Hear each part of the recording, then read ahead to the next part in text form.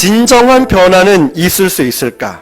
진정한 변화는 있을 수 있을까라는 제목입니다. 여러분 어떻게 생각하십니까? 진정한 변화가 가능하다라고 생각하십니까? 아니면 절대 안 변해 라고 생각하십니까? 어떠세요? 저 인간은 절대 안 변할 것 같아. 저 환경은, 이 세상은 절대 안 변할 것 같아. 너무나 이 시대를 볼 때마다, 또 어떠한 환경들을 볼 때마다 야, 정말 변하지 않을 것 같아, 이런 생각 저도 참 많이 하는 것 같습니다. 자, 그래서 오늘 제목처럼 진정한 변화가 있을 수 있을까라는 제목으로 하나님 말씀을 증거하고자 합니다. 진정한 변화가 있을 수 있을까라는 질문에 대한 대답이자 결론은 그렇다입니다. 그 일을 이루려고, 진정한 변화를 주시려고 우리 주님이 무엇을 주셨을까요? 복음을 주셨다는 것입니다. 그래서 이 복음은 내 안에 실제가 되면 복음은 나를 변화시킵니다. 복음이 내 안에 실제가 되면 내 안에 혁명이 일어납니다. 복음이 나에게 실제가 된다면 나는 정말 할 수 없는 일, 나는 정말 감당할 수 없는 일들을 할 수 있는 힘과 능력을 받게 된다는 것이죠. 복음은 우리의 존재를 변화시킵니다. 그래서 그럼 이 중심이 바뀌었다는 걸 어떻게 알 수 있을까요? 복음이 가져오는 진정한 변화의 요소를 한번 살펴보도록 하겠습니다. 첫 번째, 참 주인이 바뀌었는가입니다. 참 주인이 바뀌었는가? 중심이 바뀌었는지 어떻게 알 수 있을까? 목사님, 제 교회 다닌 지 제가 몇 년 다닌 줄 아십니까? 실제로 제가 이전 교회 섬길 때 110년 정도 된 교회니까 툭 부딪혀서 물어보고, 죄송합니다. 혹시 권사님 교회 몇 년 다니셨어요? 나 70년. 장로님은 나 지금 올해가 78이거든. 78년. 3, 40년은 명함도 못 꺼내요. 우리 교회 이제 2년 9개월 됐죠. 우리 교회 최고 오래된 분이 2년 9개월이에요. 10년도 못 채웠어요. 명함도 못 내밀어요. 어디 가서 말도 못 한다는 거예요.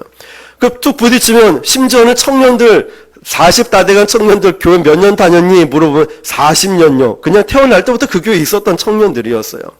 그런데 어떤 이제 수석 장로님, 원로 장로님 같은 경우는, 장로님 교회 다닌지, 이 교회 나오신 지 몇 년 됐습니까? 우리 아버지 때부터 나와서 100년 넘었어. 라고 하는 거예요. 아이고, 100년이 가물가물한 거예요. 여러분, 아무리 교회를 오래 다녀도, 그때 그 장로님이 이렇게 말씀하시는 거예요. 목사님, 우리 교단 통합측인데 생긴 이래로 타 교단 목사님을 청빙한 건 이 목사님이 처음이에요. 그래요? 너무 영광인데요? 그런데 왜 제 순복음 교단인 저를 청빙을 했습니까? 물어보니까 이거예요. 너무 타성에 젖어 있고 100년이 넘게 교회가 있다 보니까 바뀌지 않는, 정말 변하지 않는 부분들이 있어서 이제 이 목사님이 오시면 뭔가 변화가 일어날 것 같은 기대감을 갖고 우리가 타 교단 목사님을 청빙하기로 결정했고 그 가운데 이 목사님을 모셨습니다. 이러더라고요. 자, 여러분. 그런데 중심이 바뀌지 않으니까 아무리 이 다른 환경이 와도 쉽게 바뀌진 않았어요. 여러분, 누군가는 환경이 바뀌어야 된다, 뭔가가 바뀌어야 된다라고, 그러면 나도 바뀌겠지라고 얘기를 합니다. 오늘 말씀을 보면, 그러면 내 중심이 바뀌었다라고 말을 해요. 교회를 오래 다녔고 직분이 높고 내가 목사인데 내가 뭔데 이렇게 얘기하면서 말을 해요. 그러면 내 인생의 주인이 바뀌었느냐라는 이 질문을 해봐야 돼요. 아니, 그래, 교회를 오래 다녔습니다. 직분도 높아요. 봉사도 많이 하고 헌금도 많이 합니다. 그런데 나의 중심, 여러분의 중심이 진짜 바뀌었나? 이걸 질문을 해봐야 됩니다. 자, 여러분의 인생의 주인은 누굽니까? 라고 물어보면, 당연히 하나님이죠. 당연히 내 인생의 주인은 예수님이죠. 라고 말은 합니다. 그러나 정말 참 주인이 바뀌었는가? 이 질문에 대한 진짜 고민과 진짜 대답 무엇일까? 진지하게 고민해 봐야 돼요. 누가복음 9장 23절 보니까 또 무리에게 이르시되 아무든지 나를 따라오려거든 자기를 부인하고 날마다 제 십자가를 지고 나를 따를 것이니라. 아멘. 그런데 예수님은 여기서 뭐라고 말씀하시냐면 아무든지, 즉 누구든지 대단한 영성을 가진 사람이 아니라, 대단하게 교회를 오래 다닌 사람이 아니라, 직분이 높고 헌금을 많이 하고 봉사를 많이 하는 이런 조건이 아니라 누구든지 예수님을 믿는 자마다, 누구든지 예수님을 영접한 자마다 침례를 받고 세례를 받았을 때 신앙의 고백이 예수님은 나의 구주, 나의 하나님이십니다라고 고백하고 나간다는 것이죠. 이제 다시 말해서 예수님을 믿는다는 것은요, 우리가 어떤 교회에 마음이 들어서 교회의 성도가 되었다, 교회의 교인이 되었다, 이런 것을 말하는 게 아니에요. 예수님을 믿는다는 것은 내 인생의 주인이 완전히 바뀌었다는 거예요. 내 인생의 주인이 바뀌었다는 거예요. 예수님을 믿는다는 건. 그러므로 내가 정말 내 인생의 주인이 바뀌었다면 내 인생 전체가 바뀌고 변화될 수밖에 없다는 거예요. 반대로 말하면 내 인생은 왜 변화되지 않고 늘 그 모양 그 꼴일까? 나는 왜 이럽니까? 인생 주인이 바뀌지 않은 거예요. 중심이 바뀌지 않았다는 거예요.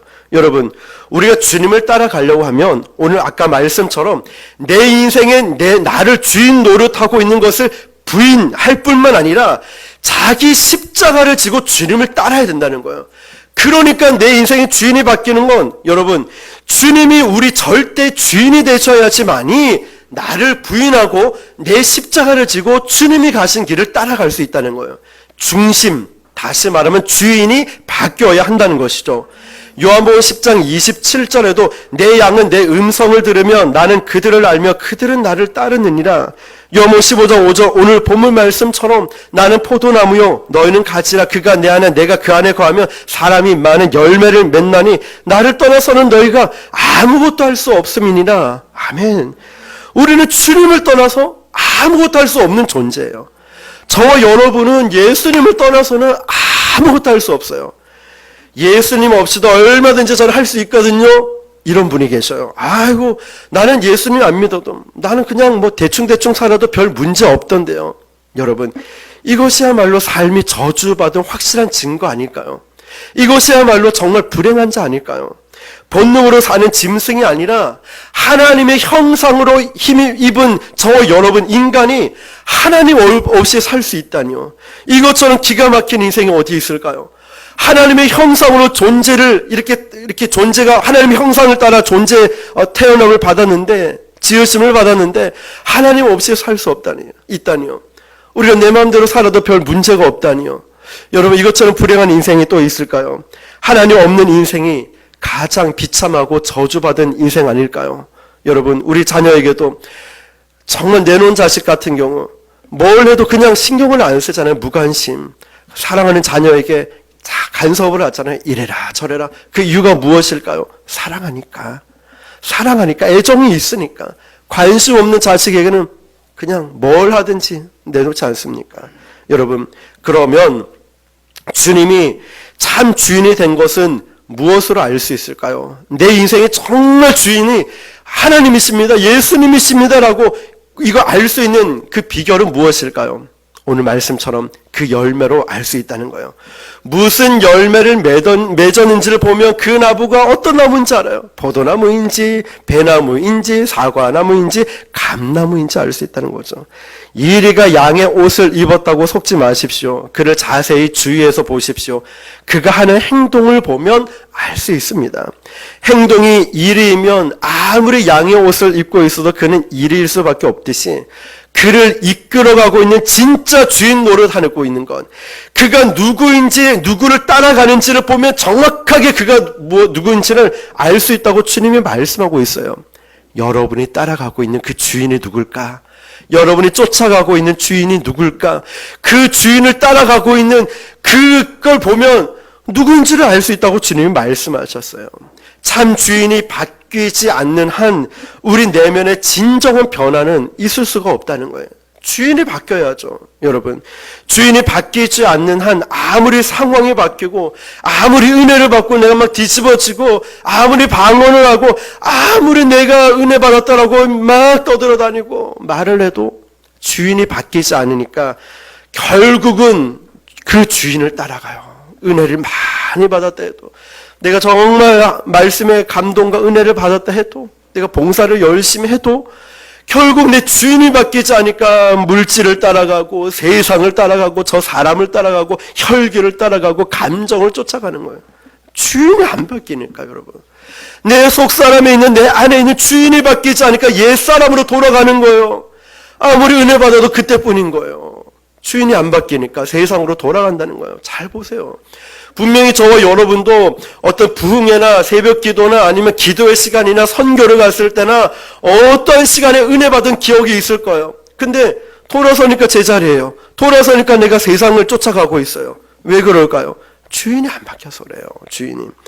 삶은 매 순간의 선택의 연속입니다. 그때마다 나의 선택을 좌우하는 기준이 나 자신인가 하나님인가, 매 순간 선택할 때 하나님인지 나인지 이걸 보면 알 수 있어요.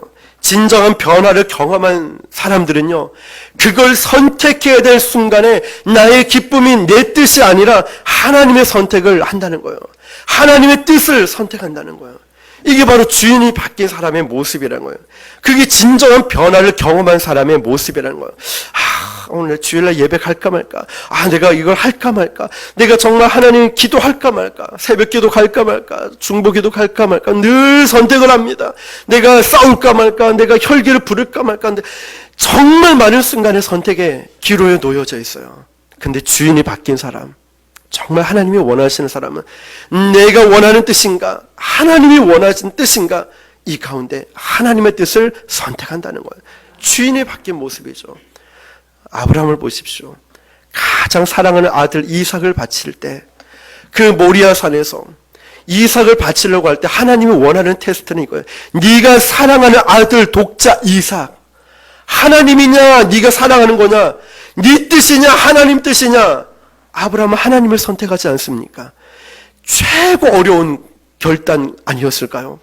여러분이 사랑하는 그 물질 환경도 있겠지만 여러분의 자녀들, 여러분이 사랑하는 사람들, 이 사람이냐 아니면 하나님이냐. 하나님 왜 이렇게 힘든 선택을 하게 만드십니까? 곤란하게. 차라리 다른 사람을 얘기하면 좋은데 내 자녀, 내 부모, 이건 너무 선택하기 어려운 거예요. 근데 여러분, 그 하나님께서의 이 모든 것을 하나님이 옳아요. 모든 선택을 일단 하나님을 선택해 놓고 나면 나머지는 하나님이 해결해 주시는 거예요. 아브라함아, 이제야 네가 나를 사랑하는 줄 알았다. 네 아들은 건들지 마. 하나님을 선택하고 나니까 다 해결해 주시는 거예요. 여러분, 그래서 이 모든 것들보다 우리는 나중에 수제자 베드로가 닭이 울기 전 3번 주님을 부인하고 주님이 다시 찾아갔을 때, 주님, 제가 주님을 사랑하는지 주께서 아시나이다. 네가 이 모든 것들보다 나를 더 사랑하느냐? 주님 물어보잖아요. 하나님이냐? 이 모든 것들이냐? 묻잖아요. 왜? 베드로는 그 모든 것들을 늘 선택을 해왔거든요. 혈기가 출중하고 자기 마음대로. 네가 이 모든 것들이냐? 아니면 나냐? 예수님이냐? 베드로는 그 실패를 통해서 배웠잖아요. 예수님밖에 없다는 걸 깨달았잖아요. 우리도 처음부터 잘할 수는 없어요. 그렇죠? 실수와 실패와 좌절과 낙심을 통해서 그렇구나. 하나님밖에 없네. 정말 하나님만 의지하고 하나님 선택하는 게 가장 옳은 것이네. 하나님 선택하는 것이 모든 것이 하나님 책임져 주시는 것이네. 깨닫잖아요. 어떻게 해요? 내 안에 주인이 바뀔 때, 내 안에 주인이 바뀔 때 가능하다는 거예요. 그래서 지금 우리가 점검해 봐야 돼요. 내 주인은 누구인가? 여러분의 주인은 누구세요? 진짜 여러분 안에 다른 사람한테 말하지 말고 막 소문내지 말고 그냥 내 속으로 한번 고백해 보세요. 내 마음속에 내 주인은요, 제 남편이에요. 제 아내예요. 제 안의 주인은 돈이에요. 제 안의 주인은 야망이에요. 권력이에요. 명예예요.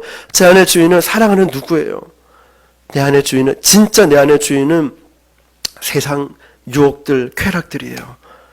여러분, 아마 저도 그렇고 여러분도 어쩌면 그 우선순위, 내 주인이 하나님이 아닌 다른 것일 수 있어요. 분명히 그런 분이 있어요. 저도 그렇고 정말 진작에 고민해 보면서 그렇구나.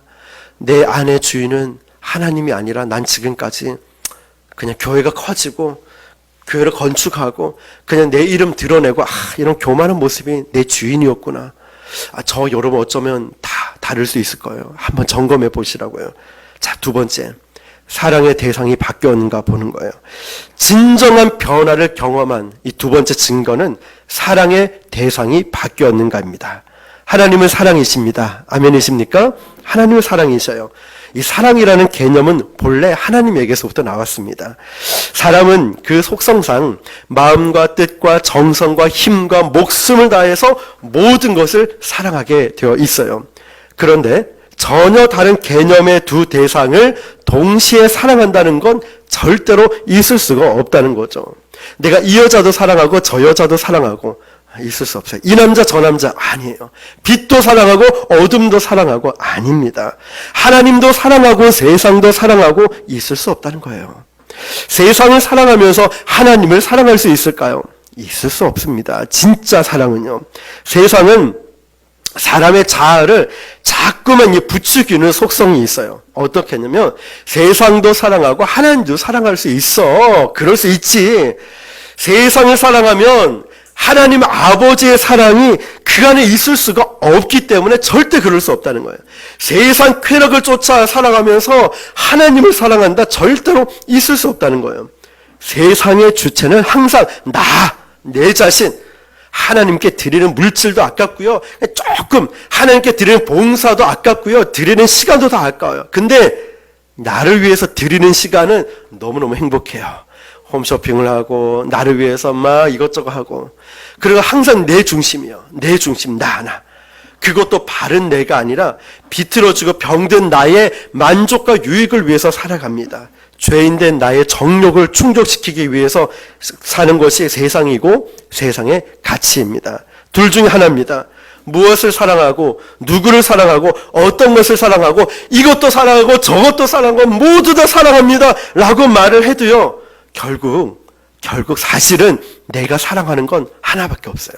진짜 내가 사랑하는 건 하나밖에 없다니까요.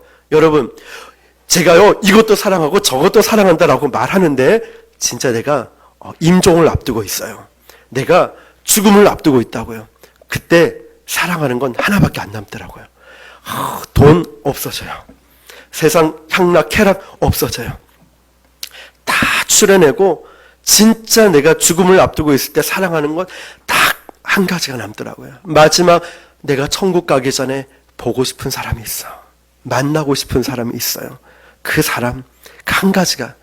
그런데 남편이고 아내이고 자녀들일 줄 알았는데 진짜 믿음 있는 분의 고백을 임종할 때 제가 몇 번 보면, 목사님 기도해달라고, 나 두려운데, 근데 구원의 확신을 드리고 정말 예수님을 인격적으로 영접하고 우리가 눈을 감고 눈을 뜨면 천국에서 만날 거예요. 그래서 예수 믿는 사람은 죽었다라고 하는 게 아니라 잠들었다라고 해요. 세상에서는 영원한 작별이라고 해서 연결을 하지만 예수 믿는 사람은 잠들었다라고 해요. 왜냐하면 잠잤다가 깨어나면 천국에서 만나기 때문에 그래요.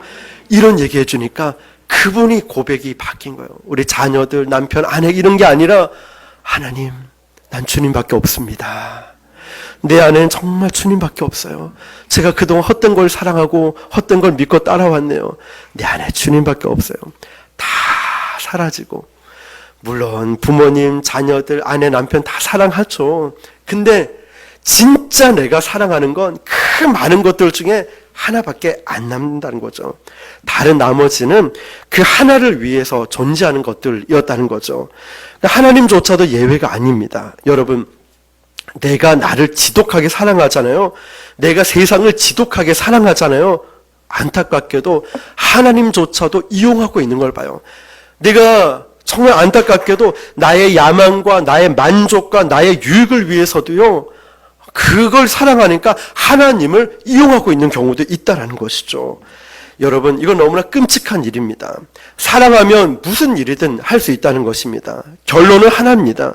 그래서 저와 여러분이 사랑하고 있는 이 대상을 바꿀 수 있는가라는 거예요. 여러분이 정말 사랑하고 있는 그것을, 그 대상을 바꿀 수 있을까요?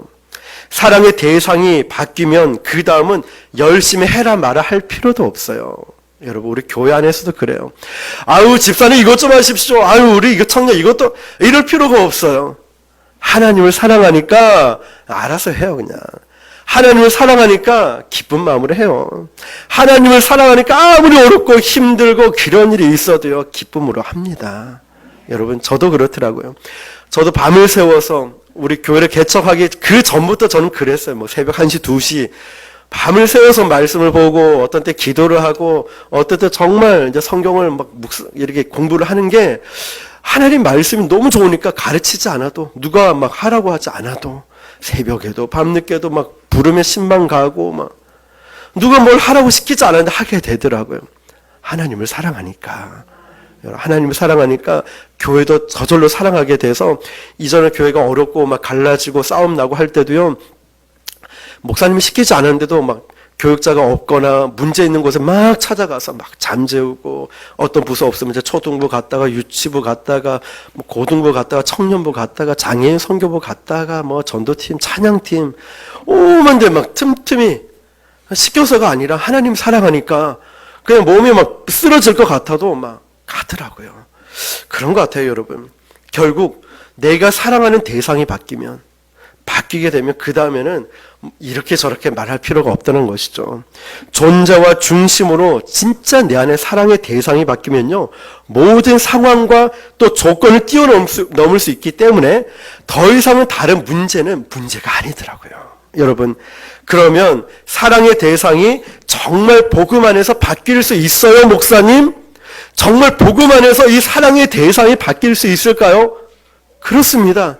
바뀔 수 있다는 거예요. 갈라디아 5장 6절에 그래서 예수 안에서는 할례나 무할례나 효력이 없으되 사랑으로서 역사하는 믿음뿐이니라. 아멘. 살아 움직이는 믿음, 누구도 빼앗을 수 없는 이 믿음, 오직 사랑으로 역사하는 이 믿음 말이죠. 다시 말하면 그 사람의 중심을 딱 건드려 보면은 주님으로 말하고 있는 의미를 금방 알 수 있어요. 우리는 사랑의 대상이 바뀌었는지 분명히 점검해 봐야 돼요. 어떻게 바뀌느냐? 사랑으로 역사하는 이 믿음만 있으면 바뀔 수 있다니까요. 여러분, 그동안 사람을 사랑하고 돈을 사랑하고 환경을 사랑했는데 이제는 하나님을 믿고 나니까 바뀌더라니까요. 바뀝니다. 바뀔 수 있다니까요. 그게 바로 복음이라는 거예요. 복음이라니까요. 사랑의 대상이 바뀌면 그 다음에 우리의 삶이 말해줘요. 목사님, 저 사랑의 대상이 바뀌었어요. 말할 필요 없어요.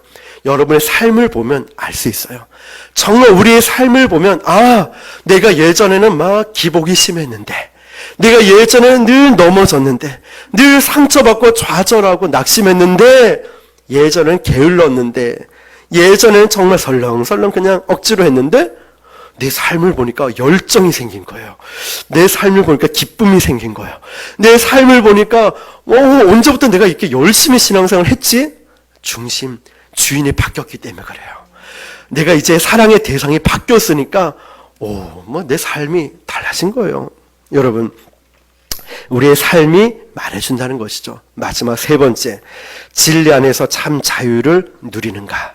여러분, 진정한 변화를 경험했다면 세 번째 증거가 뭐냐면 진리 안에서 참 자유를 느끼는가라는 거죠. 여러분, 제가 얼마 전에 새 폰을 바꾼 거 아시죠? 아시는 분은 실명은 거론하지 않고 혹시나 누가 이 방송을 볼지 안 보면 할 수 없고요.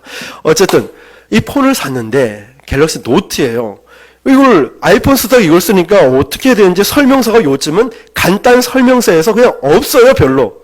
어떻게 알 수 있냐면 요즘 유튜브에 쫙 나와 있잖아요. 그러면 몇 날 며칠을 유튜브 영상을 쫙 보는 거예요. 영상을 보니까 어떤 마음 드냐면 이 노트를 어떻게 쓰는 거지? 이 펜도 있고 이걸 어떻게 쓰는 거지? 이게 막 부담이 되는 거예요. 괜히 바꿨나? 막 이런 생각. 그런데 영상을 보고 나니까 우와! 펜을 빼가지고 이걸 신문 그 기사 캡처하잖아요. 그래 드래그를 쫙 이렇게 하면 이게 텍스트로 변환이 돼. 그러면 타이핑을 칠 필요가 없어요, 여러분. 와, 그러니까 이제는 막 어떤 설교문을 보다 좋네. 쫙 드래그 해가지고 이걸 텍스트 전환 이러면 카톡으로 공유 이러면 쫙 나옵니다. 쫙 나와. 신기하죠, 여러분. 이 동영상 찍을 때 이거 정말 좋은데 여러분, 마이크가 뒤에도 있고 앞에도 있어요. 그래서 영화 보듯이 슝 지나가는 영상이 오른쪽 왼쪽 그 음성이 들리죠? 이게 된다니까요, 여러분. 신기하죠? 이 사진이요 캡처해가지고 이거 노트 펜슬로 쫙 이렇게 하면 이게 포토샵처럼 딱 작업이 됩니다. 여러분, 얼마나 신기한지 몰라요. 다시 말하면 제가 이 장사하려고 한 게 아니고요, 자랑하려고 한 것도 아니고 뭘 말씀드리냐면 이 기능을 알고 나니까 내 안에 자유함이 있다는 거예요. 사진 찍을 때, 동영상 할 때, 옛날 같으면 이걸 일일이 보면서 다 쳐야 되는데, 복사하게 되니까 다 되고, 야, 이 기능이 너무너무 좋은 거예요, 여러분. 얼마나 편한지, 이거 삼성페이 쫙 해서 핸드폰 딱 되니까 결제까지 되는, 이거 얼마나 좋은지 몰라요. 여러분, 뭐냐면, 자유함이라는 거예요. 처음에는 부담감을 느껴서 괜히 바꿨다, 다시 반품할까 별 생각이 다 들었지만 이제는 자유함이 있는 거예요. 왜일까요? 아니까. 이 기능을 알면 알수록 자유함이 있어요. 저는 컴퓨터를 전공하면서 그래픽 디자인을 굉장히 좋아해서 포토샵 기능 웬만한 거 다 알아요. 그러면 여러분 딱 사진 찍은 거 편집해가지고 예쁘게 우리 홈페이지나 이 주보에도 나와 있잖아요. 자유함으로 해요. 근데 일러스트라는 또 프로그램이 따로 있어요. 이거 굉장히 이제 그래픽 만드는 건데 전 몰라요. 공부를 안 해서 부담스러워서 아예 보지도 않아요. 부담이 되니까. 모르니까. 모르는 찬양할 때, 모르는 성경 볼 때 부담이 되죠. 마찬가지예요. 우리 인생의 매뉴얼인 성경인 진리를 좀 더 알고 좀 더 배우고 좀 더 깊이 묵상하니까 알면 알수록 여러분 자유함을 누릴까요? 부담감을 느낄까요? 자유함을 누리죠. 근데 두 가지가 있어요. 부담감도 있어요. 왜냐? 우리 하고 싶은 거 못할 때가 많거든요. 양면이 다 있다라는 거예요. 우리는 둘 다 느껴요. 그런데 진리 차원에서 자유함을 느껴요. 야, 말씀을 보니 정말 꿀송이처럼 달구나. 하나님 말씀을 보니 너무너무 제가 창세기부터 요한계시록까지 설교문이 쫙 준비를 다 했거든요. 수년 동안 거의 한 10몇 년 동안 준비를 쫙 다 해놨었거든요. 즉 성경 공부하는 책을 좀 쉽게 풀어서 이해를 돕기 위해서 지도도 놓고 막 책을 쓰고 있거든요. 쓸 때마다 우와 너무너무 은혜가 되는 거예요. 우리 룻기 배우고 있지 않습니까? 여러분 그동안 보아스라는 사람만 보았지 않습니까? 야, 멋진 남자 나도 만나야지. 그 보아스만 보았는데 이제 룻이라는 여인이, 근데 나오미의 잘못된 선택이라도 하나님은 그 선택을 반전시키는 매력이 있지 않습니까? 말씀을 보니까 알게 돼서 자유함을 누리듯이 여러분 그렇습니다. 우리는 하나님 말씀 안에 있고 내 주인이 바뀌면 동시에 누릴 수 있는 게 뭐냐면 자유함이라는 거예요. 주인이 바뀌었을 때 늘 조바심을 갖고 이건 되나 안 되나 이런 걱정 근심이 많았는데 말씀을 알고 나니까 내 안에 자유함이 있다는 거죠.